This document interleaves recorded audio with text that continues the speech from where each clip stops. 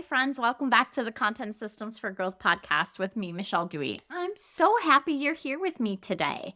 Today, we're talking about how to create a strategic planning day that actually moves the needle in your business. Using 5 simple steps, just you, a quiet space, of course, a cup of coffee, and a plan. And I'm going to weave in something a little extra today, some thoughts on resistance and calling, because I recently had the most incredible conversation with Dr. Robyn Graham on episode 160, and what she shared has been sitting with me ever since. We'll get to that, I promise. But first, go refill that coffee mug. I'll wait. Okay, let's go, friends. My personal belief is this. If you are serious about growing your business, a strategic planning day should be on your calendar every single quarter. Not some days, not when things slow down, but quarterly. This is the time you step out of the day-to-day and step into your CEO spot. It's the time you get to zoom out, assess where you've been, and get intentional about where you're going. Proverbs 6:3 says, "Commit your actions to the Lord and your plans will succeed." Well, friend, you can't commit what you haven't planned, and you can't plan if you've never carved out the time to actually do it. So if strategic planning has felt like one more thing on your to-do list, I want to just reframe that for you today. This is not busy work. This is some of the most important work you'll do in your business. Before we get into the 5 steps, let's just talk about setting yourself up for success. Turn off those notifications, close those browsers, and silence your phone. This is your time. Protect it like it matters, because it does. Here's your strategic planning agenda for the day. We're going to have a reflection and self-assessment, revisit your vision, simplify your goals, one, and one, break it down into a real plan, and content planning for the next 90 days. Yes, there's a bonus step at the end too that most people do like to skip, but don't skip it. If you can't get through it all in one setting, that's okay. Break it up over a couple days.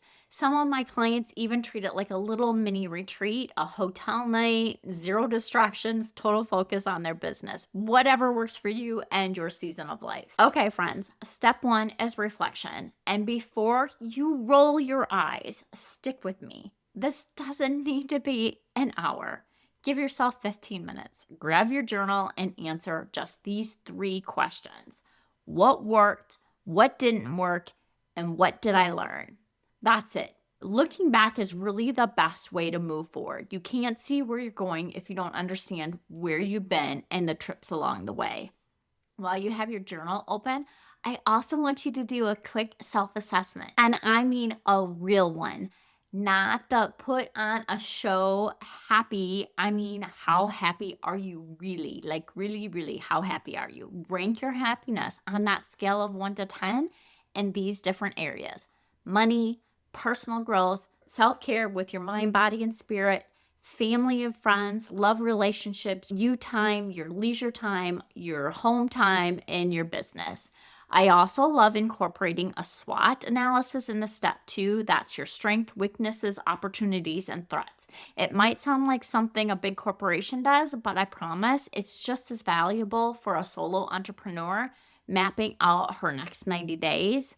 What's working? Where do you need to improve? And what outside factors can impact your business? Grab some colorful sticky notes and do a big mind sweep. Every idea is a good idea in a brainstorm.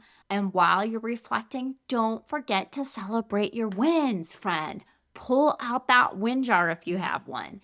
Step 2 is to revisit your vision. So your vision is your North Star. It is the reason you do all of this. Read it out loud. Ask yourself one question. Does this still excite me? If the answer is yes, wonderful. Let that fuel you. If the answer is no, that's not a failure. That's just a clarity, and clarity is a gift. I want to share something a little personal here because I think it's where a lot of us get stuck.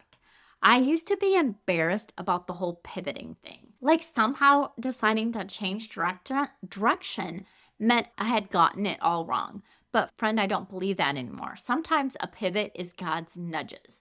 Sometimes it's his way of moving us down the path that we're currently on, or maybe we took a little detour. Psalms 119:105 says, "Your word is a lamp to my feet and a light to my path."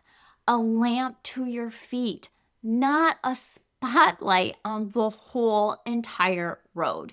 Just enough light for the next step. I mean, even think about it when you're driving at night, you only can see so much in front of you.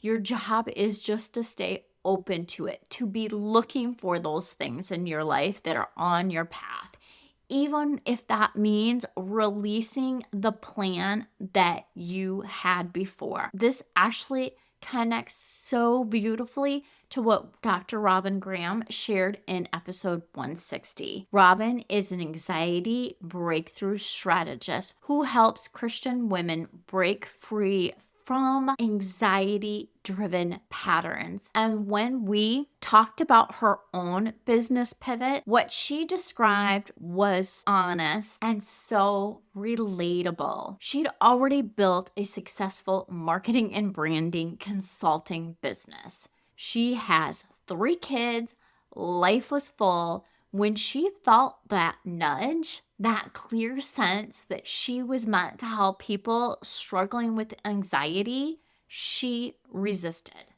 She thought writing a book about it was enough.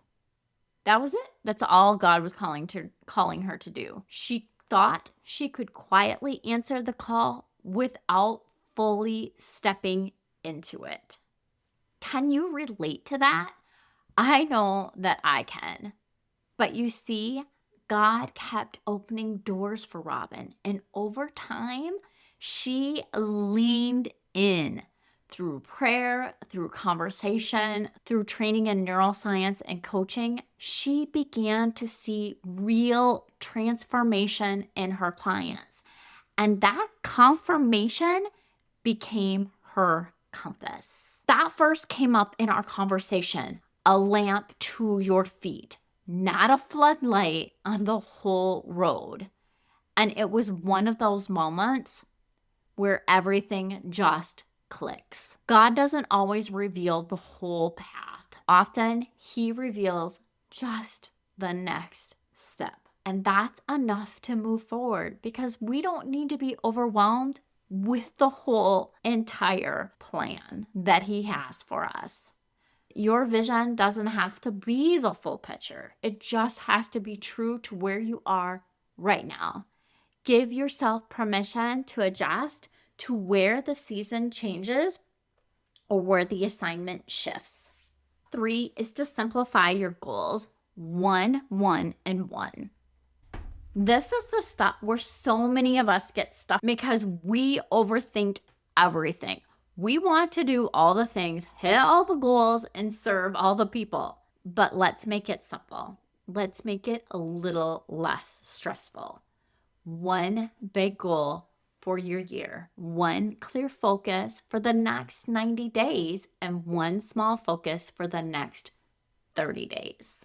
1, 1, and 1. Write that down. If you only remember one thing from today's episode, make it that. Now, within those 1-year goals, I like to think in terms of good, better, and best. And I actually set 3 goals. I know I said 1, but you need to have that personal side, the business side, and your financial side. Your financial goal is always rooted in a number because that's so easy to track. Like you can see your numbers move and your metrics move. If you've been around for any amount of time, you know that I love to look at the numbers. Before I started my business, I spent years as a sales rep. Breaking down a path to hit a quota was something that I did all the time. It was second nature to me. I brought that exact same mindset into my business, and it has served me so well. If you find that year-long goals make you lose steam, I also want to recommend the book. It's called The 12-Week Year. The whole idea is to treat a 12-week cycle like it's its own year.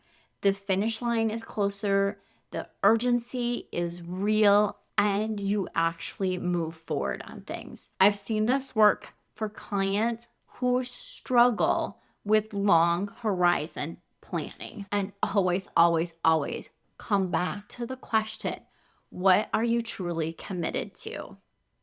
Not just interested in, not inspired by in this moment, but actually what are you committed to? Like, what will you actually commit to and put time on your calendar to do it? Because if you're not committed, it won't happen. That's just the truth. I myself had to learn that one the hard way, and I have had to help my clients with that exact same thing because I've chased goals that were somebody else's dreams for my life, not mine, but somebody else's. And friend, I'm guessing you know exactly how that turns out when you chase somebody else's goals for you and dreams for you. God put dreams on your heart for you to pursue. I believe that. I believe He uses those dreams to stretch us, to grow us, and to invite us to release that outcome into His hands. I have just a quick tip for you. So when you start strong and you fall short on what to do to fix them, because I just want to park here for a second because I've heard this before. Michele, I start out so motivated, and then somewhere around week 5 or week 6, I just fall apart. It's no longer exciting to me. Friend, can I tell you something? That is not a you problem. That is a mental problem. I want you to think about it. I just said it before. The beginning of the goal, it's exciting. It has energy. It's fresh. It feels possible. It has so many possibilities for you. And the end, it has that urgency, the deadline, the excitement of finishing it, checking it off the box. But the middle, like where everything happens, the middle, that's not very exciting. That's not very urgent. That's not very fulfilling to have checked anything off. I mean, granted, you are checking things off daily because you're doing steps, but still, you're in the middle of it. You're in that quiet where you're just got your head down and you're doing all of the work. If you're not prepared for it, you'll mistake that dip in your energy while you're trying to do it as a sign that it's not working. But really, you're just in the middle. The messy middle. The fix is not more motivation. The fix is a system that keeps you accountable before you ever get in that dip. Here's something I love, and it comes from my software background. It's the Scrum framework. So an agile project management method, Again, like I said, it comes from software development teams. This is the companies that I worked before. They followed this Scrum, and it's not a new thing. It's an old thing from the 1990s. I guess I shouldn't say that old, but yeah. It's stood the test of time because it actually works. Before that, this is probably too much, but people would use the waterfall where they would code and code and code, and then they'd get to the end of this long time, and then something didn't work or it wasn't what the client wanted. But with this, it's actually doing short sprints where it's just every 2 weeks, the team comes together and you look at a couple of things, like what was all the work that was accomplished during that week's sprint, those last 2 week sprints, like everything that was accomplished, what got done, and if it actually works, because you tested along the way. And then you celebrate your wins, you get honest about any of the gaps or the things that weren't working, and then you look forward for the next 2 weeks. What are the things that you're going to work on in the next 2 weeks? Specifically, what are you committing to getting done? It's built-in accountability on a short cycle. So nothing drifts for long because the review comes back around quickly. You're reviewing where you're at and what you've actually gotten done. I think we should be doing the same thing in our businesses. Do your own sprint reviews. What did I accomplish in the last 2 weeks? What moved forward and what was stalled? What did I get hung up on? Where did I lose my focus? Where was I not committed to things? Those are the things that you can question yourself every couple weeks to make sure you keep moving forward. I mean, that's it. It doesn't have to be long. It can be 20 minutes. It can be 10 minutes. You just need to have that honest conversation with yourself and figure out if you are on track, how you can keep yourself on track, and you can close those gaps between the goals that you've set and the results that you actually want to receive. And don't forget to put those sprint review dates on your calendar the same day you plan your quarter, because a goal without a check-in is really just a wish. Number 4 is to break it down into a real plan. This is where your plan becomes something that you can actually live out. Start with the end in mind and work your way backwards. What's the outcome that you want, and what needs to happen right before that, and what needs to happen right before that, and write that all down and don't judge it. Don't organize it yet. Just get it all out. Do a full brain sweep of every single task that you think needs to happen in order to bring that plan or that goal that you want into fruition. And then don't forget to actually take all of those things after you've organized them and set actual dates, because you'll need to know that for your sprint reviews as well. Before you start assigning dates, though, you need to understand your time bank for the quarter. How many days will your kids be home with you and you will not be able to work the whole entire day? What holidays are coming up that you want to spend with your family? Are you taking any time off in the next quarter? What personal commitments are already on your calendar? Those are important things to know, because that all factors into your time bank and how much time you actually have to work on your plans and your goals. Don't plan your quarter in a fantasy world, friend. Plan it for the life that you actually live. Mark all of those out of the office dates first. Your vacation days, your school breaks, holidays, important family events, all of it. Maybe buffer in a few days in case something comes up that you can shift work into, and add all of that to your Google Calendar or whatever calendar that you use. Build in everything else around those dates so you know when you're going to be able to be getting your work done. Then for that goal or project, you need to know who, the what, and the when. If it's just you and your business, great. Then you will know who's going to be doing all the work. But if you have a team, get specific about who's going to own what. Document it all, preferably in a project management tool like Asana, Trello, ClickUp, or Notion. One more step, and I say this with love. We almost always seem to underestimate how long something will actually take. So give yourself grace.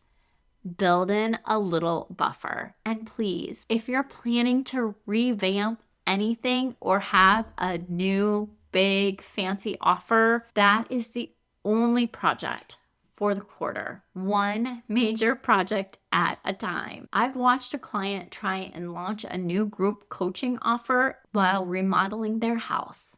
And friends, stress, overwhelm, and anxiety are not a business strategy. You have a finite amount of time and energy, so use it wisely because time and energy are non-renewable. Step 5 is plan your content for 90 days. Your content really should match up with your goals. I know that sounds obvious, but it's so easy to let these two things drift apart. If you're launching something, your content needs to be building towards that. Whatever it is that you're building at the time, that's what needs to be your focus. And this is how I want you to simplify it. Plan one type of content per week for the next 12 weeks. That's it. You don't need to have Pinterest, Instagram, and 5 reels every single week. That's the recipe for disaster and overwhelm, not to mention burnout. Start with one, get consistent with one, Then, when that feels solid, just add in one more thing. Map it out week by week for 3 months. Keep it aligned with your revenue goals. And when you've got the plan in place, when you have that clarity, creating content becomes so much easier because you know exactly what you're going towards. I promised there was going to be a bonus step in here, and it is. Track your numbers. Even if it feels messy, even if you don't love spreadsheets, what gets measured gets improved. And here's just a few key metrics to watch: your website traffic, your email subscribers, your social media engagement, if that interests you at all, the number of leads that are coming in, the number of clients, and the number of sales. And if you don't have a stat tracker, I do have a free Google Sheet over on the website. I'll put it down below in the show notes as well, that you can track all of your different KPIs, your income, expenses, all of it. I'll put the link down below in the show notes for you. Friend, I want to leave you with something before we wrap up today. Strategic planning is not just about setting goals. It's about having a proactive approach to your business and your life. God gives us the inspiration. Write it down, make a plan, and then you run. You don't have to have the whole entire plan mapped out for your year. You just need to pay attention to the next step and commit to take it. Thank you so much for listening. I appreciate you, and I hope you make it a wonderful week.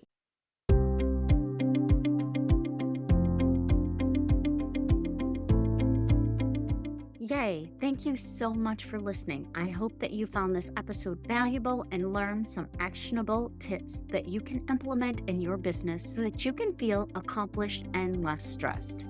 If you enjoyed this show, please take a quick minute to share this with your business bestie, subscribe, and leave a review. It helps me reach more business owners just like you. And if you have any questions or topics you'd like me to cover in future episodes, please reach out to me on my website. I've created a form just for you.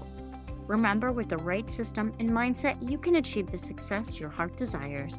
Thank you for tuning in. I look forward to chatting with you next time. I appreciate you, and I hope you have a wonderful week. And don't forget, let's grow, friends.